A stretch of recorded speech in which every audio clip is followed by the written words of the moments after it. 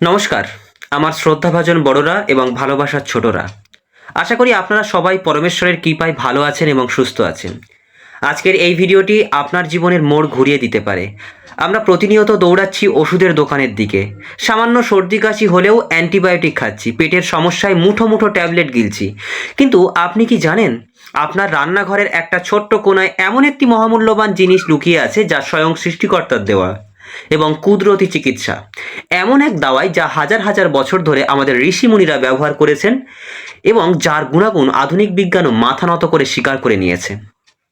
আজ আমি আপনাদের এমন এক গোপন সত্য জানাবো যা জানলে আপনি অবাক হয়ে যাবেন। যারা ভাবছেন বয়স হয়ে গেছে বলে শরীরের নানা রোগ বাসা বাঁধছে, গাঁটে গাঁটে ব্যথা, হজমের সমস্যা বা হার্টের দুর্বলতা, তাদের বলছি ভিডিওটি শেষ পর্যন্ত দেখুন। আজকের আলোচনা শোনার পর আপনি নিজেই নিজে ডাক্তার হয়ে উঠতে পারেন। নিজেই নিজের ডাক্তার হয়ে উঠতে পারেন। হ্যাঁ, এটা সত্যি। আমাদের আজকের আলোচনার বিষয় এমন এক প্রাকৃতিক উপাদান যা আপনার আয়ু বাড়াতে এবং রোগমুক্ত জীবন দিতে 100% কার্যকারী ভূমিকা পালন করবে। চলুন আর দেরি না করে মূল আলোচনায় প্রবেশ করি। তো দেখুন, আমাদের শরীরটা একটা মেশিনের মতো, কিন্তু আমরা এই মেশিনের যত্ন নিই না। কেন আমরা অসুস্থ হই? কেন আজকাল ঘরে ঘরে গ্যাস, অম্বল আর হাঁটু ব্যথার রোগী? এর প্রধান 3টি কারণ আছে যা আমাদের অত্যন্ত সহজভাবে বুঝতে হবে। আমরা প্রতিদিন যা খাচ্ছি, অতিরিক্ত তেল, মশলা, বাইরের খাবার, তা থেকে শরীরে এক ধরনের বিষ বা টক্সিন তৈরি হয়। এই বিষ যখন রক্তে মিশে যায় তখন আমাদের শরীরের রোগ প্রতিরোধ ক্ষমতা বা ইমিউনিটি সিস্টেম একদম কমে যায়। ফলে আমাদের ঋতু পরিবর্তনেই জ্বর, সর্দি, কাশি লাগে। সামান্য ঋতু পরিবর্তনে কিন্তু জ্বর সর্দি লাগে। আয়ুর্বেদ শাস্ত্র বলে সমস্ত রোগের জননী হলো পেট। আমাদের পেটে খাবার যদি ঠিকমতো না হজম হয় তবে সেই খাবার পচে গিয়ে গ্যাস তৈরি করে, আর এই গ্যাসই যখন মাথায় ওঠে তখন মাথা ব্যথা হয়, যখন হার্টের দিকে যায় তখন বুক ধড়ফড় করে, আর যখন হাঁটুতে গিয়ে জমা হয় তখন তখন শুরু হয় হাড়ের অসহ্য যন্ত্রণা। বয়স বাড়ার সাথে সাথে আমাদের ধমনীগুলো সরু হতে থাকে, রক্ত চলাচলে বাধা পায়। এর ফলে হার্ট অ্যাটাক বা স্ট্রোকের ঝুঁকি বাড়ে। হাত বা ঝিঁঝি করা বা অবশ হয়ে যাওয়া, এইসব হলো রক্ত চলাচলের সমস্যার লক্ষণ।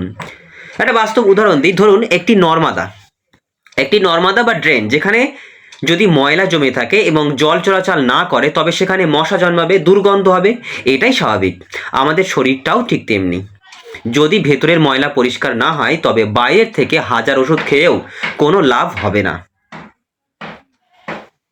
তো এতক্ষণ যে সমস্যাগুলোর কথা আমি বললাম তার সমাধান লুকিয়ে আছে একটি ছোট্ট জিনিসের মধ্যে, আর সেটি হলো কাঁচা আদা। হ্যাঁ বন্ধু, কাঁচা আদা। আদা শুধু রান্নাঘরের মশলা নয়, এটি একটি জীবন্ত ল্যাবরেটরি।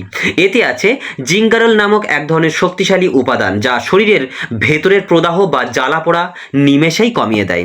আসুন জেনে নেই নিয়মিত কাঁচা আদা খেলে আপনার শরীরে কি কি পরিবর্তন আসবে। প্রথমত, হজম শক্তির পুনর্জন্ম হবে।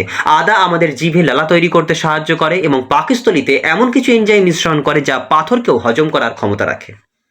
যারা পেট ফাঁপা বা বদ হজমে ভোগেন তাদের জন্য আদা হলো প্রকৃতির শ্রেষ্ঠ দান। হাড় ও পেশির ব্যথা মুক্তি। বয়স বাড়লে হাঁটু বা কোমরের হাড়ের মাঝে লুব্রিকেন্ট কমে যায়। আদা প্রাকৃতিক পেইন কিলার হিসেবে কাজ করে। এটি রক্ত চলাচলের গতি বাড়িয়ে জয়েন্টের ব্যথা এবং দীর্ঘদিনের পুরনো বাত সারিয়ে তুলতে পারে। হার্টের সুরক্ষা এবং কোলেস্টেরল নিয়ন্ত্রণ করে আদা। আদা রক্তকে পাতলা রাখতে সাহায্য করে, ফলে ধমনীতে ধমনীতে যে ব্লকটা সেটা তৈরি হতে পারে না। এটি খারাপ কোলেস্টেরল কমিয়ে হার্টকে রাখে তরতাজা। একজন অভিজ্ঞ ডাক্তারের মতো আদা আপনার শরীরের ভেতরকে পরিষ্কার করার কাজ করে। সর্দি কাশি। যদি আপনাদের হাঁপানির টান আছে বা যারা সারা বছর সাইনাস বা কফ কাশিতে ভোগেন তাদের ফুসফুসের নালী পরিষ্কার করতে আদার রস ম্যাজিকের মতো কাজ করে। এটি আপনার শরীরে এমন একটি সুরক্ষা কবচ তৈরি করবে যে কোনো ভাইরাস সহজে আপনাকে আক্রমণ করতে পারবে না। বমি ভাব আর মাথা ঘোরা। অনেক বয়স্ক মানুষের সকালে ঘুম থেকে উঠে মাথা ঘোরে বা বাসে ট্রেনে উঠলে বমি লাগে। এক টুকরো আদা মুখে রাখলে ওই সমস্যা মুহূর্তেই দূর হবে। আমার এক পরিচিত বৃদ্ধ জেঠু ছিলেন, যিনি লাঠি ছাড়া হাঁটতে পারতেন না এবং প্রতিদিন গ্যাসের বড়ি খেতেন। আমি তাকে শুধু 3টে মাস নিয়ম করে আদা খাওয়ার পরামর্শ দিয়েছিলাম। আজ তিনি কোনো ওষুধ ছাড়াই দিব্যি হাঁটাহাঁটি করেন এবং ঘরের স্বাভাবিক খাবার খান। আর এটাই হলো প্রকৃতির শক্তি।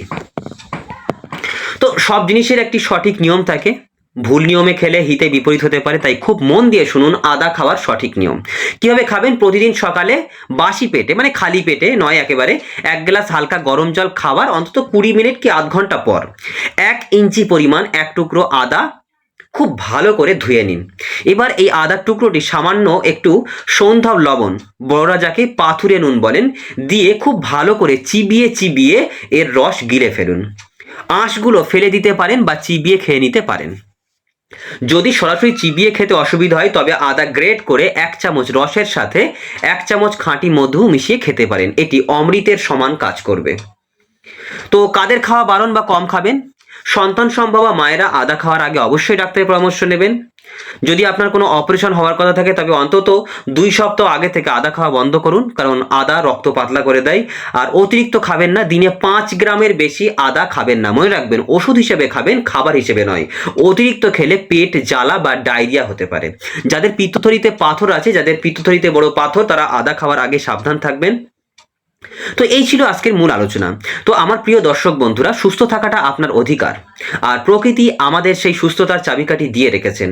বাজার থেকে কেনা কেমিক্যালযুক্ত ওষুধের পেছনে হাজার হাজার টাকা খরচ না করে একবার বিশ্বাস রেখে এই ঘরোয়া প্যাথটি গ্রহণ করে দেখুন। আমি গ্যারেন্টি দিচ্ছি, সঠিক নিয়ম মেনে চললে আপনি নিজেই 15 দিনের মধ্যে আপনার শরীরের পরিবর্তন অনুভব করবেন। আপনার শরীরই আপনার মন্দির, এই মন্দিরের যত্ন নিন। আজকের এই টিপসগুলো শুধু নিজে জানলে হবে না, আপনার প্রিয়জনদের সাথেও শেয়ার করুন, কারণ কারো উপকার করাও এক ধরনের পুণ্য। যদি ভিডিওটি আপনাদের ভালো লেগে থাকে এবং মনে হয় যে আপনি আজ নতুন এবং সত্যি কিছু শিখলেন, তবে লাইক দেবেন এবং আমাদের এই সুস্থ পরিবারের সাথে যুক্ত হওয়ার চ্যানেলটিকে সাবস্ক্রাইব করে পাশে থাকবেন। আপনার কোনো সমস্যা বা মতামত থাকলে নিচে কমেন্ট বক্সে অবশ্যই জানাবেন। আমি নিজে আপনাদের প্রতিটি প্রশ্নের উত্তর দেব। আগামী দিনেও আরও একটি অত্যন্ত গুরুত্বপূর্ণ ঘরোয়া প্রতিকার নিয়ে আপনাদের সামনে হাজির হব। ততক্ষণ সবাই খুব ভালো থাকুন, সুস্থ থাকুন এবং হাসি খুশি থাকুন।